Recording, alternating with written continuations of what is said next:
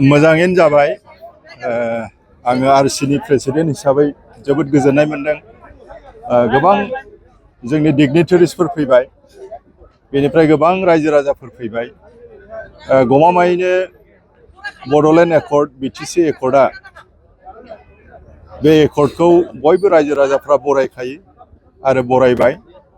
दिनैनो फोरमान जाबाय जे गोबां रायजोफोर लोब लोब रायजोफोर आंनि एसेसमेन्टआव 22,000 बिदि जादों बायदि आङो मोनदों। जिहेतु जोङो टारगेट खालामनानैसो हरखादों। जि हाबाफारि दंमोन गासिबो हाबाफारिया मोनफा मोनफा जाजोब्बाय।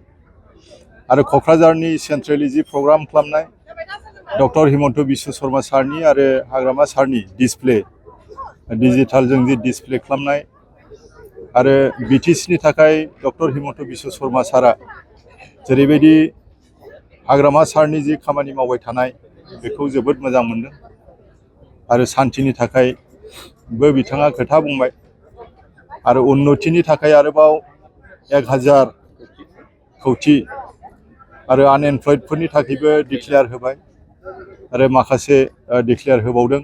बे जोबोद मोजां बाख्नायजाथाव जादों। दा बिदिनो जेरैबायदि जौगाबाय थादों आरोबाव जौगानायनि हाबाखौ जोङो तीव्रतार हिसाबै जोङो मावनो हागोन हाग्रामा सारनि नेतृत्वआव। आङो दिनै बयखौबो साबायखर होदों। जोंनि डिस्ट्रिक्ट एडमिनिस्ट्रेसन आरो जोंनि बिटिसिनिफ्राय जि दायित्व मोननाय सेक्रेटारि कर्मदेब ब्रह्म बिथाङा जोंजों दाखालिनिफ्रायनो दङ, रिभिउ खालामबाय थादों, बिथांखौ साबायखर होबाय। जोंनि मानगोनां chief guest Paniram Brahma EM बिथां, लोगोसे परमेश्वर राय MCLA, आदा सुकुर सिंह मुसाहारि MCLA आरो नमिनेटेड MCLA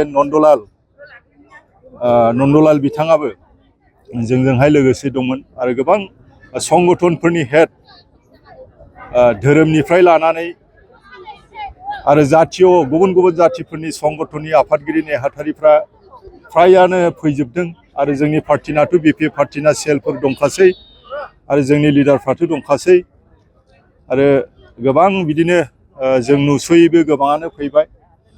आङो डिस्ट्रिक्ट एडमिनिस्ट्रेसनखौ साबायखर होदों। DC आरो SP कपारेसनजों जों खालामबाय आरो साफ्रोमबो अफिसारफोरखौ आङो साबायखर होदों।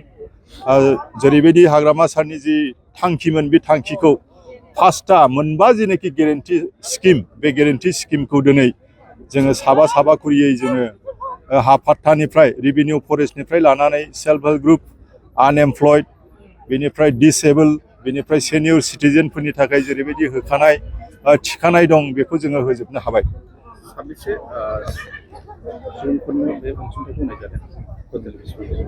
बिदिनो ब्लक वाइसआव टारगेट लानानै